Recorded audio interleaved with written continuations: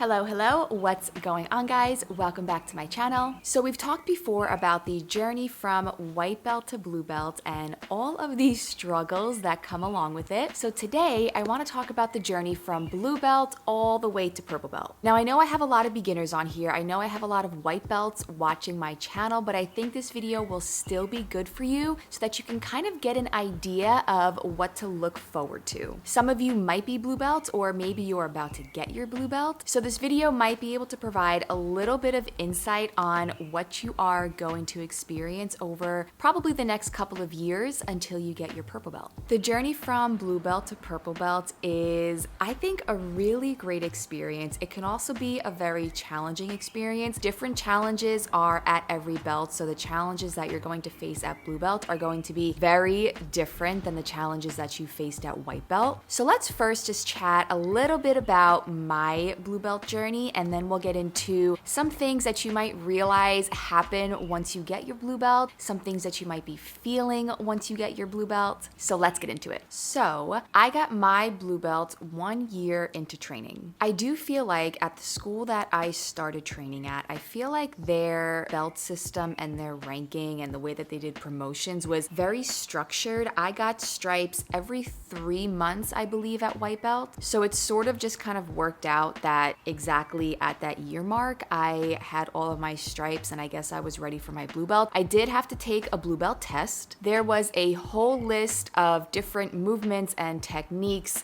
guard passing, guard recovery, takedown, submissions, all sorts of things that I had to do on a partner in front of my coach. And if you did well, then you got your belt. Now, if I started at the school that I'm at now, they weren't even open then, but if I was there, I don't know if I would have gotten my blue belt after exactly a year. My coach now, I think, is a little bit tougher as far as grading goes, but maybe I would have, who knows. So I got it after a year, and then I spent 2 years at blue belt. Blue belt for me was a really wonderful experience. I loved being a blue belt. I think one of the main reasons that I loved being a blue belt was because I was no longer a beginner. And when I was a white belt, I hated having no idea what I was doing. And I've said this before, I do wish that I had a different mindset when I first started jiu-jitsu. I wish that I could have embraced the newness of it all. I wish that I could have embraced being a beginner. I wish I could have enjoyed not knowing what I was doing and just having this strong desire just to learn. But to be perfectly honest, I hated it. I hated being a beginner. I hated not knowing what I was doing. I hated going to class every day and getting beat up so much. I hated feeling so helpless and defenseless. It was a really big struggle for me. So when I got my blue belt, I liked knowing that I wasn't as helpless, I wasn't as defenseless, and I wasn't as much of a beginner. And I think a lot of that was my ego talking. I was no longer the newbie in the room. But seriously, I think it was my ego that was more happy than anything. Just knowing that I was no longer a beginner white belt. Do I wish that I had a different mindset? Of course, but can I go back and change it?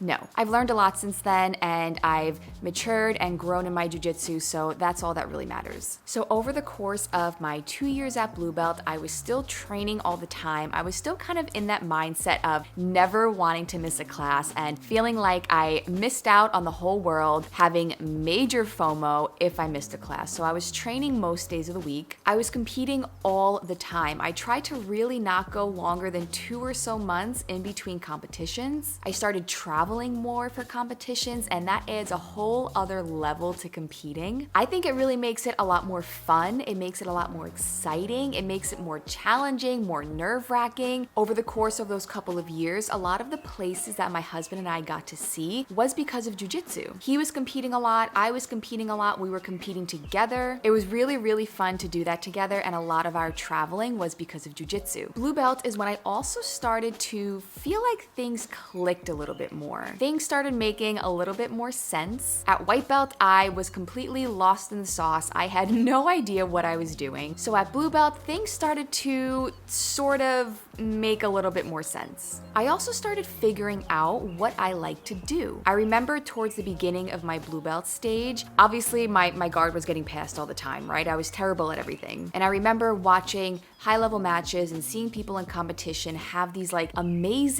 amazing guards. And I remember saying to myself, I remember saying to my husband, I want to have a good guard. Now, 4 or so years later, do I have a good guard yet? No. Does my guard still get passed a lot? Yes. But I will say I did commit the next couple of years to, I would say, developing a tougher guard to pass. I wanted to learn how to invert. I wanted to be more bendy, and those two things really help with your guard recovery. When I was a blue belt, that's when I discovered that I loved playing spider guard. I loved transitioning into X guard. I like to play outside de la Hiva, so I really started to enjoy playing my open guard. What's also interesting is at blue belt, I was kind of strictly a gi person. I trained no-gi, I did whatever classes were on the schedule, but I did not like no-gi. Now I've definitely grown a love for it, and I kind of go back and forth on what my preference is. I still, of course, train both, but now I also love both. At blue belt, I actually only competed in no-gi once, and that was towards the end of my blue belt journey. I was just definitely more of a gi person, especially with the techniques and positions that I realized that I started to like the spider guard, outside de la Hiva, all of that kind of stuff. I liked the grips, and when I would train in no-gi, I didn't have those grips, so I had no idea what to do. And at blue belt, when I was at my old school, I didn't know any leg locks. Leg locks were just not in the program besides your typical ankle lock. So when I was a purple belt and I started learning leg locks, that made no-gi a lot more fun and opened up a lot more opportunities for me to play what I like. So yeah, that's pretty much my blue belt journey. Like I said, after 2 years, I got my purple belt. I thought blue belt was a really great experience. I kind of miss being a blue belt because purple belt is really freaking hard. So take my advice, enjoy the journey. It goes by really fast. So what are some things you might feel when you first get your blue belt? You might feel this whole new sense of responsibility. You are no longer the new person on the mat. You are no longer the brand new beginner. So now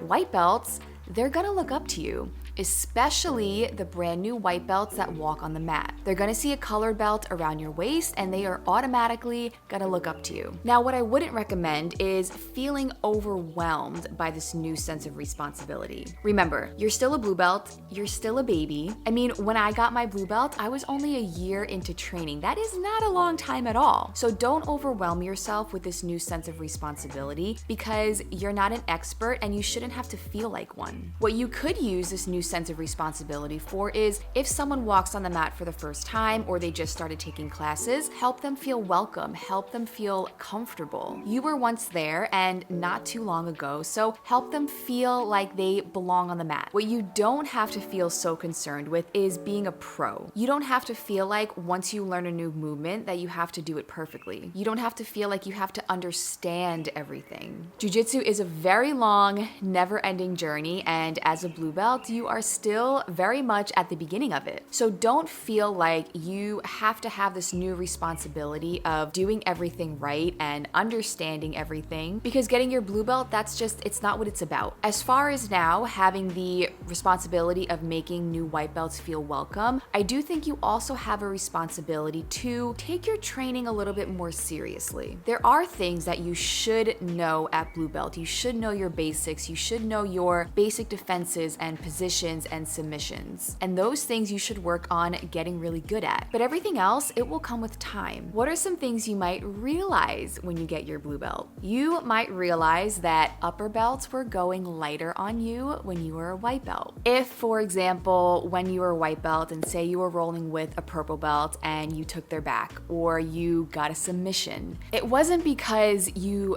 actually got there or you actually were able to pull off the submission. I would say it was 99.99999% because the upper belt let you work for it. When you're a white belt, it's not all about getting smashed all the time. You're not gonna learn a ton by just getting beat up every single round. It is helpful to be able to work a little bit, and that's what upper belts are for. Upper belts also use lower belts to practice things that they need to get better at. If they learn a new technique, if they want to practice their defenses, they will use a lower belt to put themselves in tough positions, to put themselves in bad spots, spots to work on how to get out of there or to start figuring out how to do a new move that they want to learn. So now that you're a blue belt and maybe you're getting beat up a little bit harder by the upper belts, that's totally normal. And I've said this before, it's only gonna make you better. Once you get your blue belt, you might also realize that white belts might try to start proving themselves to you. They might come a little harder at you. That's something that I noticed when I got my blue belt. Try not to get too frustrated. I know it can be kind of frustrating when you have this white belt coming at you and their limbs are flailing everywhere and they're huffing and puffing and they're sweating everywhere and they can't catch their breath and they're just throwing their body everywhere for no reason. I know that can kind of get frustrating, but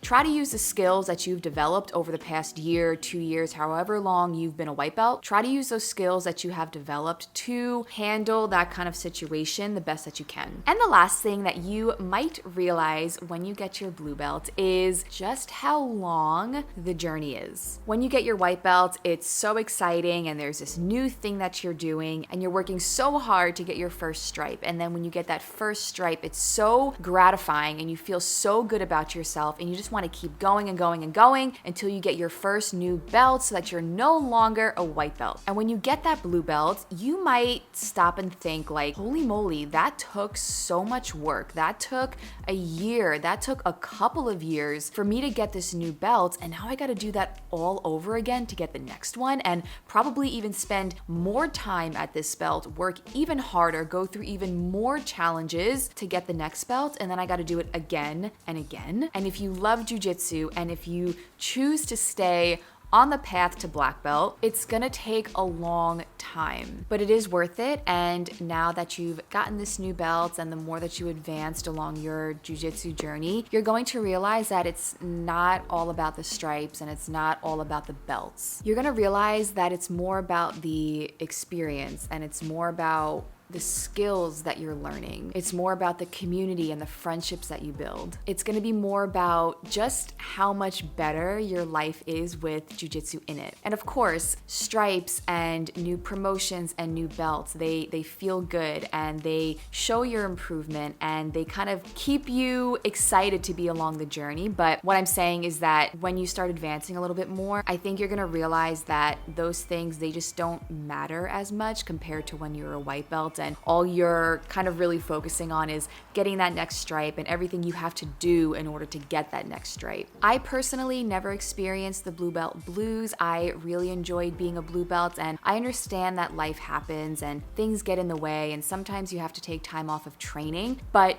don't let that reason be because jiu-jitsu takes a really long time to learn. At times it may feel like a lot and you may feel stuck sometimes. You're going to probably hit plateaus, but don't use those reasons, don't use those things to stop your journey at blue belt. There's nothing worse than someone who worked so hard to get that next belt and then they kind of realize that this is too hard or it's gonna take so much work and so much time and energy to get the next promotion and then they just stop showing up. Don't be one of those people. Keep training. Keep moving along the path. Before you know it, you will be a purple belt, you will be advanced, and things only start getting harder and more difficult, but they start getting a lot more fun too. The more advanced you get in your jiu-jitsu, the more fun it gets, I promise. So I hope this video was helpful. I hope you guys enjoyed hearing about my blue belt journey. If you're a blue belt and you can relate to anything that I've said, leave a comment, let me know, let everybody else know. As always, if you enjoyed this video, be sure to give it a thumbs up. If you are not subscribed to my channel, subscribe to my channel. I really appreciate it. Don't forget to hit that bell notification button so that you never miss when I post a new video. And until the next video, I will see you guys next time.